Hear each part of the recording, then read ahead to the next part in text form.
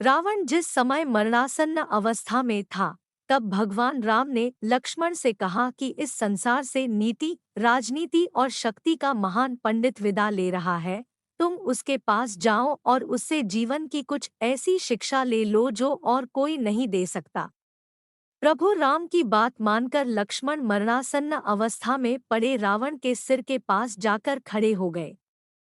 लक्ष्मण काफी देर तक रावण के सिर के पास खड़े रहे, लेकिन रावण ने उनसे कुछ नहीं कहा।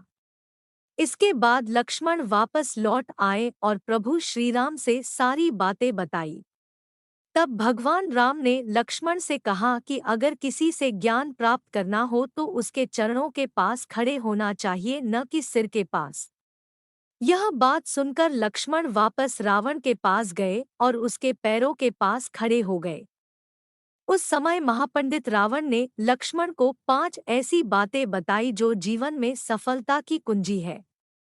रावण का पहला उपदेश यह था कि इंसान को कभी भी अपने शत्रु को खुद से कमजोर नहीं समझना चाहिए, क्योंकि कई बार जिसे हम कमजोर समझते हैं वही हमसे ज्यादा ताकतवर साबित हो जाता है।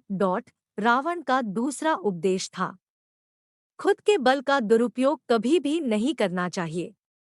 घमंड इंसान को ऐसे तोड़ देता है जैसे दांत किसी सुपारी को तोड़ता है।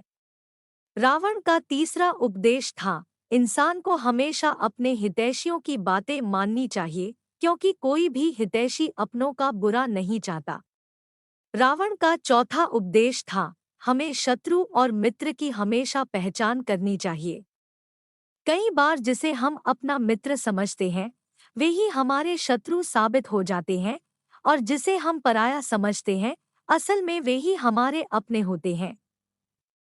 रावण का पांचवा और सबसे बेहतरीन उपदेश था, हमें कभी भी पराई स्त्री पर बुरी नजर नहीं डालनी चाहिए, क्योंकि पराई स्त्री और बुरी नजर डालने वाला इंसान नष्ट हो जाता है।